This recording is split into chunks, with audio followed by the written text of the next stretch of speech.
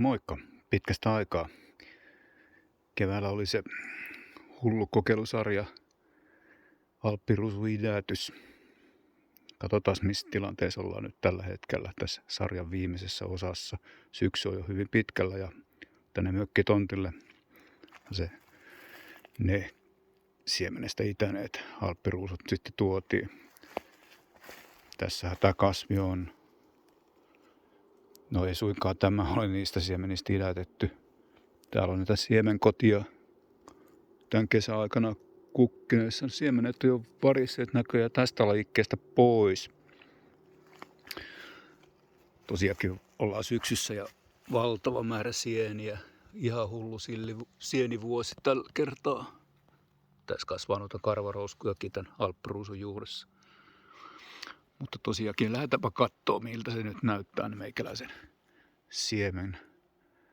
siemenistä lähteneiden taimien tilan. Joo, eli tosiaan mä oon vienyt tuonne rantaan ja siihen on laittanut tuohon pohjaksi tätä Biolanin havu- ja radomultaa yhden säkillisen ja toinen säkki tuossa odottaa, että josko se lähtisi etenemään se niiden kasvu, niin voitaisiin vaikka pikkusen laajentaa sitä aluetta. Mutta on ihan mielenkiintoista, kun tosiaankin tämä sienivuosi on ihan hullu. Tässä huomasin, että tähän viereen puskee noita tatteja. Nuoria tatteja. Mietin nyt, että kasvattaisiko noita vielä pari päivää vai ottaisiko ne nyt jo pois. Harkitaan vielä. Lähdetään nyt katsoa niitä pikkutaimia. No eipä vielä ihan mentykään sinne taimien luokse. Kävelin tänne alppiruusun sukulaislajin kasvuston luokse. Eli tämähän on toi ihan aito kotimainen suopursu. Siinä on jotakin samaa tuon alppiruusun kanssa, jos oikein tarkkaan katsotaan. Tässä on se ihan se jännä tuoksu, mikä tällä hetkelläkin kyllä tuntuu. Joo, olen sijoittanut sen kasvupaikan ihan tähän järven rantaan. Eikä silleen, missä toi suopursukin mahdollisesti viihtyisi. Me ollaan vähän raivattu tätä aluetta, missä nämä nyt on.